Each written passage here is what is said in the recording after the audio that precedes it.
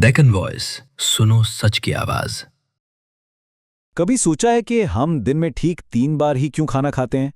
मतलब नाश्ता, फिर दोपहर का खाना और फिर रात का। ये आदत हमारी जिंदगी का एक हिस्सा बल्कि एक कानून सा बन चुकी है।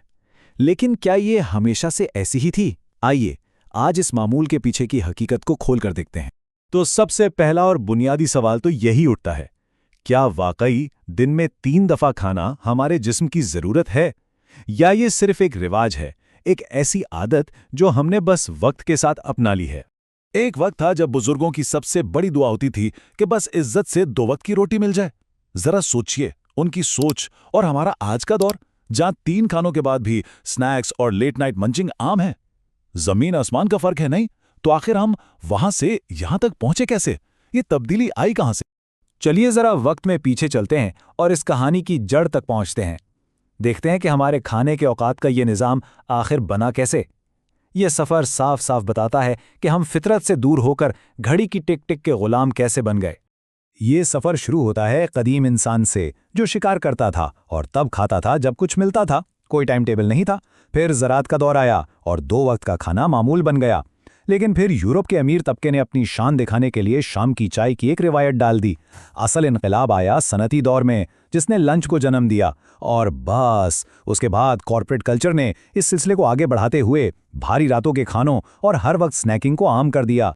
अब यहाँ एक बहुत ही दिलचस्प बात सामने आती है। सनाती दौर में फैक्ट्री की मशीनें तो 24 घंटे चल सकती थीं, लेकिन इंसान नहीं चल सकता था। मजदूरों को अपनी तवानाई बहाल करने के लिए वक्फा चाहिए था, इसलिए लंच ब्रेक इजाद हुआ।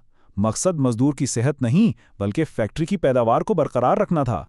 और इसी नई आदत को बुनियाद बनाकर कॉर्पोरेट कल्चर ने इसे अगले लेवल पर पहुंचा दिया।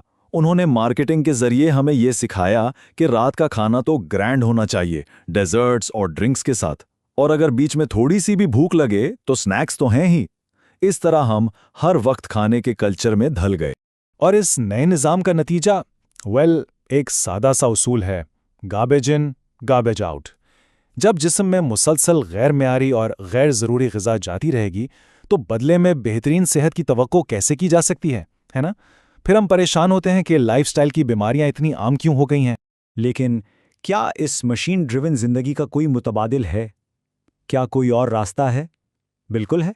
एक ऐसा तरीक़ा जिसे हम भुला चुके हैं, एक क़दीम और फितरी फ़लसफ़ा जो घड़ी को नहीं बल्कि जिस्म की ज़रूरत को अहमियत देता है। इस फ़लसफ़े की रूह इसे एक जुमले में पोशीदा है, मुसलमान हमेशा भूख रख के खाता है।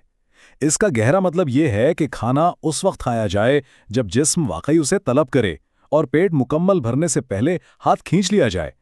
यह अपने जिस्म की सुनने का अमल है, ना कि घड़ी के इशारों पर नाचने का। तो आइए इस कदीम हिकमत को बाकायदा तौर पर देखते हैं, जिसे हम ग़िज़ा के नबवी उसूल कह सकते हैं। ये सोच समझकर खाने के वो 7 सुनहरी उसूल हैं जो एक पुरसकून और सेहतमंद ज़िंदगी की ज़मानत हैं। ये 7 उसूल सुनने में जितने आसान हैं, अमल में उतने ही पुरअसर हैं। पहला, सिर्फ तब खाएं जब सच्ची भूख महसूस हो। दूसरा, पेट भरने से पहले रुक जाएं।